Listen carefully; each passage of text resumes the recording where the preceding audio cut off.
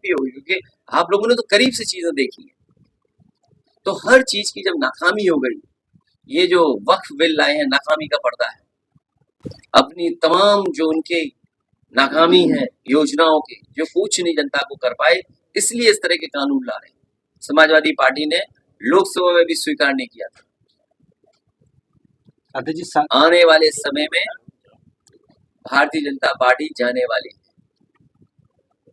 Bharatiya Janata party PDA की ताकत को, पीडीए की एकजुटता का सामना नहीं कर सकती भारतीय जनता पार्टी। और इसीलिए क्या कह रही थी मुख्यमंत्री जी, 80 और 90, ये मैंने नहीं कहा। अगर पूर्व में किसी ने कहा हो, मेरे मुंह से आपने कभी नहीं सुना हुआ 80 और 90। मैं उन्हीं मुख्यमंत्री जो 80-90 कह रहे हैं, मैं उनसे जानना चाहता हूँ कि हम 80 में आते हैं कि 20 में आते हैं, 80 में कि 20 में। अगर वो ये नहीं बता पा रहे हैं तो वो समझ लें ये लड़ाई 90-10 की है। और 90-10 में इसलिए बोल रहा हूँ कि हर पीड़ित अपमानित पीडीए के साथ है। आप में से बहुत सारे लोग समय समय अपमानित हुए होंगे, हमारे प्रेस के साथी भी जानते हैं परेशानियां।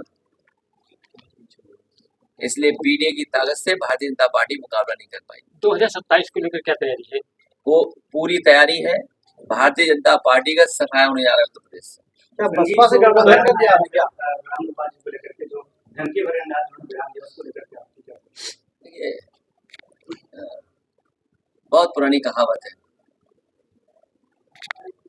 उसको कहना नहीं चाहता हूँ, क्योंकि हम समाजवादी लोग झगड़ा नहीं लगाना चाहते। एक उन्हीं का विधायक कपड़े फाड़ कर, या कपड़े फट गए, पुलिस ने इतना मारा, सुनने में आ रहा है कि पुलिस ने ऐसा उनका कुर्ता कपड़ा खींचा कि कुर्ता कपड़ा फट गया। भगवान श्री राम के दर्शन करने भी वो फटे कपड़े में गए थे, और अभी भी फटे कपड़े पहन रहे हो। जब उनसे आप ही जैसे प्रेस के साथियों ने पूछा तो उन्होंने कहा कि किसी माँ का दूध पिया हो। तो सोचो, उन्हीं का विधायक अधिकारियों को क्या कह रहा है, सोचिए आप। ये हारे हुए के लोगों के बारे में कुछ बोलना नहीं है। और फिर इतिहास के पन्ने अगर पलटता है कोई, मैंने कहा राम जी या सुमन जी के साथ अगर किसी का व्यवहार खराब हुआ, उसके लिए जिम्मेदार मुख्यमंत्री जी खुद होंगे। जौनपुर में एक मुस्लिम कद्दावर नेता की पत्नी का देहांत हुआ, खुद एडमिट है, बीमार है। नहीं, मैं नहीं जा पाऊंगा, मैं बहुत पुराने हैं, मैंने ही उन्हें बनाया, मैं उनका पूरा ख्याल रखूंगा, हमारी पार्टी पूरा ध्यान रखेगी। कुछ दिन पहले अभी प्रदेश अध्यक्ष जी भी घर होकर के आए थे। ये घर छूट गया था, प्रदेश अध्यक्ष जी नहीं आ पाए थे। हमारा कार्यक्रम आना तय था। कल हमारा ईद और होली मिलन का है। मैं जौनपुर जब आऊंगा तो उनके गठबंधन करने जा रहे हैं क्या आप 27 में? बीजेपी का सवाल मत पूछो। कानून के खिलाफ आप लोग सुप्रीम कोर्ट जाएंगे क्या?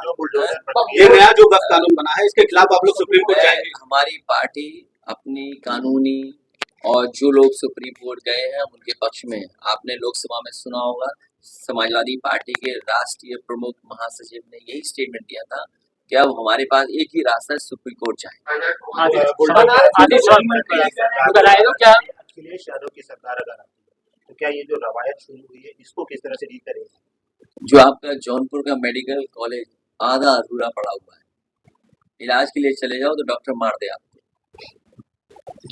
इतनी शानदार बिल्डिंग बनी है, ये वही बिल्डिंग, वही कॉन्ट्रैक्टर आर्किटेक्ट थे जिन्होंने लोकसभा बनाई।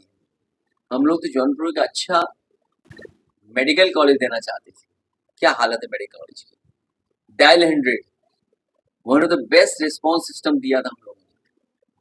पुलिस क्या कर रही है, क्या न्याय दे रही है उससे?